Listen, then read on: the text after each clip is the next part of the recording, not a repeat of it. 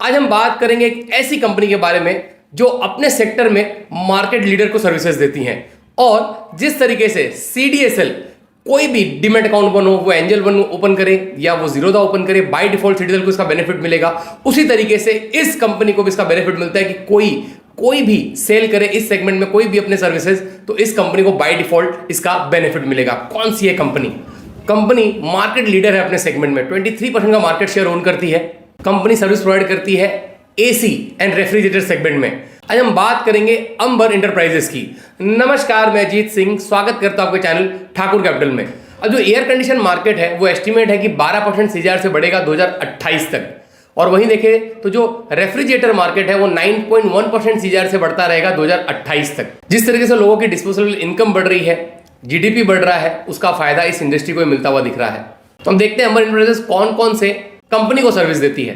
तो जितने भी मेजर प्लेयर हैं जो AC बनाते हैं वो सब इस कंपनी के अंबर इंटरप्राइजेस के क्लाइंट है। वो LG हो, वर्लपूल हो, गोदरेज हो, वोल्टास हो, ब्लू स्टार हो, फिलिप्स हो, हनीवेल हो, हिताची हो, करियर हो, डाइकिन हो। अब हम लोगों ने बात की कि कौन कौन AC मैन्युफैक्चरर इनसे सर्विसेज लेता है।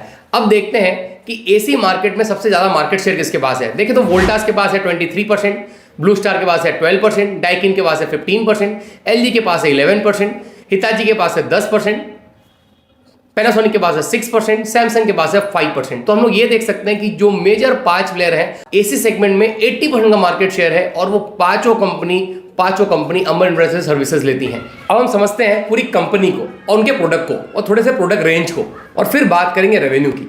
अब प्रोडक्ट रेंज में बात करें तो रूम एंड एयर कंडीशनर यहाँ पे 3 है। एक है split air condition, window rooms और इन्वर्टेड स्प्लिट एयर कंडीशंस। बात करें सेकेंड सेगमेंट की तो ये है components RAC and non RAC, refrigerator and air conditions. RAC मतलब रेफ्रिजरेटर एंड एयर कंडीशन। बाद में दूसरा है हीट एक्सचेंज आप देख सकते हैं कि मैन्युफैक्चरिंग करते हैं अंबर इंटरप्राइजेस हीट एक्सचेंज भी, जो AC में यूज होता है। लेटेस्ट डिजाइन है और बनाते हैं। कॉपर टूबिन, जो हम लोग AC में कॉपर्स वायर हम लोग देखते हैं जो कूलिंग पहुंचाता है, वो भी ये मैन्युफैक्चरिंग करते हैं। अब बात करते हैं लोग मोटर सेगमेंट की। फर्स्ट है इलेक्ट्रिक मोटर्स, लीडिंग प्लेयर है रेसिडेंस और कमर्शियल इलेक्ट्रिक मोटर्स में, और वाइड रेंज है कंपनी के पास। बाद में देखें तो BLDC मोटर्स, ये भी बनाते हैं जो AC में यूज होता है। सिंगल फेज मोटर्स भी बनाते हैं जो AC में यूज होता है, स्प्लिट AC में यूज होता है, विंडो AC में यूज होता है। अब है mobile and air conditions, railway air conditions को ये लोग सर्विसेज देते हैं। रेलवे के एयर कंडीशंस को देखते हैं, मेट्रो जो बन रही है उनके एयर कंडीशंस को देखते हैं, जो बस है उनके एयर कंडीशंस को देखते हैं, यहां सब भी ये सर्विसेज देते हैं। एयर कंडीशंस डिफेंस इंडस्ट्री को भी प्रोवाइड करते हैं। टेलीकॉम और IT में जो सर्वर होता है, उस सर्वर को प्रॉपरली उनके डेटाबेस को सिक्योर करने के लिए सर्विसेज देते हैं। फिर देखें इलेक्ट्रॉनिक्स में बहुत बड़ा सेगमेंट है इसका। स्मार्ट वॉचेस बनाते हैं, ये ब्लूटूथ स्पीकर बनाते हैं। टेलीकॉम में रेडियो रिमोट से लोग देते हैं। बाद में आप स्प्लिट AC में जो इन्वर्टेड कंट्रोल बॉक्स है, जो आपको डिजिटल चीजें देखते हैं, ये सब कुछ बनाते हैं। ये आप देख सकते हैं, बहुत बड़ा प्रोडक्ट रेंज है इनका। अब तक हमने देखा कि अंबर इंटरप्राइजेस बनाती क्या क्या है, कौन कौन सी चीजें वो अपने वहां पे मैन्युफैक्चर करती है। अंबर इंटरप्राइजेस का अपने पर्टिकुलर सेगमेंट में room and air condition market में 23% का मार्केट शेयर है, और रेफ्रिजरेटर और AC सेगमेंट में 29% का मार्केट शेयर है, अगर हम लोग रेफ्रिजरेटर को भी इंक्लूड कर देते हैं तो, और सिर्फ AC और रूम में 23%। न्यू प्रोडक्ट लॉन्च की बात करें तो कंपनी ने जस्ट लॉन्च किया था टॉवर AC, जो एक मूवेबल AC होता है कि हम लोग कहीं भी उसको मूव करवा सकते हैं। बाद में आप ये देख सकते हैं कि जो अब सीलिंग पे जो AC लगता है वो भी इन्होंने स्टार्ट किया है। स्प्लिट AC इन्होंने स्टार्ट किया है। ये सब नए प्रोडक्ट सेगमेंट है कंपनी के, और कंपनी कंटिन्यू इसको बढ़ाते जा रही है। PCB electronics division, printed circuit board, हर चीज में एक सर्किट होता है, उसको भी मैन्युफैक्चरिंग करती है। इसकी एक्सपर्टीज इनमें। कंपनी के पास टोटल 24 मैन्युफैक्चरिंग यूनिट्स हैं, जिसमें से उन्होंने कंज्यूमर ड्यूरेबल के लिए 5 मैन्युफैक्चरिंग यूनिट अलॉट किए हुए हैं। कंपनी ने गवर्नमेंट ऑफ इंडिया का PLI स्कीम का ही फायदा लिया है। कंपनी ने 2025 में साउथ कोरिया की कंपनी के साथ भी ज्वाइंट वेंचर किया है अपने आप को और अपग्रेड करने के लिए। कंपनी का फोकस है जो करंटली उनके प्रोडक्ट्स हैं उस पर, और नए प्रोडक्ट्स ऐड करने में। न्यू प्रोडक्ट कंटिन्यू ने ऐड किया है। ऑटोमेटिक इलेक्ट्रॉनिक्स लाइसेंस उन्होंने लिया है। जिस तरह से डिमांड राइज हो रही है, उस डिमांड को मीट करने की पूरी कोशिश कर रहे हैं। 25 रिसर्चर ने रिसर्च किया कंपनी पे, और जिसमें से 15 लोग ने अमर इंटरप्राइजेस को बाइंग की रेटिंग दी है। अब बात करते हैं थोड़ी सी और डीप। 2027 तक कंपनी का जो अर्निंग पर शेयर है EPS वो 50% CAGR से ग्रो करेगा। जो कंपनी का सेल है 2023 में वो है 6,492 करोड़ और 2024 में एस्टिमेट है कि वो हो जाएगा 8,511 करोड़ जो 30% से बढ़ेगा। 2025 में ये बढ़ के हो जाएगा 10,300 करोड़ जो 21% से बढ़ेगा। 2026 में 12,100 करोड़ और 2027 में 14,800 करोड़। मतलब कंपाउंडिंग देखें तो यहाँ पे 22.5% CAGR से ये ग्रोथ करता रहेगा 2027 तक, एक ऐसा एस्टिमेट है।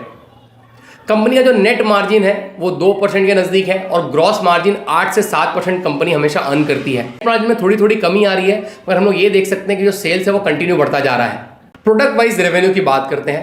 टोटल जो रेवेन्यू था वो था 6,785 करोड़ 2023 के डेटा के हिसाब से। कंज्यूमर ड्यूरेबल सेगमेंट से कंपनी को आया 75.06%, मतलब 5,093 करोड़। वहीं इलेक्ट्रॉनिक मैन्युफैक्चरिंग सर्विस से 17.79%, मतलब 1,207 करोड़ और रेलवे एंड सिस्टम मोबिलिटी से आया 7.14%, मतलब 4,085 करोड़। जो कंपनी की बुक वैल्यू है आज वो है 613 रुपया और कंपनी का जो शेयर प्राइस आज ट्रेड कर रहा है वो 4,514 पे ट्रेड कर रहा है आज के डेट के हिसाब से, जो हम लोग सितंबर में 2024 में कवर कर रहे हैं वीडियो। और देखें तो कंपनी का जो प्राइस है वो अपने बुक वैल्यू से 7.36 टाइम्स ज़्यादा है। पी की बात करें तो कंपनी का जो पी है वो भी 93 के नज़दीक में है। यहाँ पे भी हमको लगता है कि जो कंपनी की वैल्यूएशन ज़्यादा है और कंपनी का जो अर्निंग पर शेयर है वो भी कंटिन्यू बढ़ता जा रहा है, तो वहां से भी लगता है कि जो वैल्यूएशन ज़्यादा है। कंपनी अगर 4,000 के नज़दीक में आएगी तो जरूर मैं अपने पोर्टफोलियो में से ऐड करूंगा, क्योंकि जो कंपनी में बहुत बढ़िया अपॉर्चुनिटी है। और यहाँ पे देखें तो आकाश बंसाली जी ने, जिनका नेटवर्थ 7,300 करोड़ है और एक सक्सेसफुल स्टॉक मार्केट इन्वेस्टर है, उन्होंने 2018 में 1.16% का स्टेक इसमें लिया था। मतलब उन्होंने लिया होगा शायद 1,000 के नज़दीक में और आज प्राइस 4,500 के नज़दीक में है। अब बात करते हैं कंक्लूजन की। कंपनी एक ऐसे सेगमेंट में काम करती है जो ग्रोइंग इंडस्ट्री है और कंपनी उन लोगों को सर्विसेज देती है जो आपस में कंपटीशन कर रहे हैं, पर मार्केट में जो भी कोई सेल करेंगे बाय डिफॉल्ट अंबर इंटरप्राइजेस को इसका फायदा मिलेगा। अंबर इंटरप्राइजेस एक ऐसी कंपनी है जो वाइड रेंज में काम करती है, हर फैसिलिटीज को वो सर्विसेज दे रही है आज, और आगे भी वो जिस तरीके से ये सेगमेंट है ये आगे भी बढ़ता रहेगा, क्योंकि हम लोग देखें तो वर्ल्ड डिजिटलाइजेशन की तरफ बढ़ रहा है, हर जगह इलेक्ट्रॉनिक चीजें यूज हो रही हैं और इसी सेगमेंट में अंबर इंटरप्राइजेस काम करता है। और आज जो कंपनी की वैल्यूएशन है वो बहुत ही कम, सिर्फ 15,000 करोड़ की है और कंपनी ने लास्ट 4 साल में अच्छी तरीके से ग्रो किया है। आगे भी कंपनी का ग्रोथ कंटिन्यू जारी रहेगा जिस तरीके से कंपनी अपना परफॉर्मेंस दे रही है और कंपनी के ऑर्डर बुक हमको देखने के लिए मिलते हैं। जरूर इस वीडियो को अपने फ्रेंड और दोस्तों के साथ शेयर करें कि वैल्यू और नॉलेज उन तक भी पहुंच सके। नमस्कार, धन्यवाद।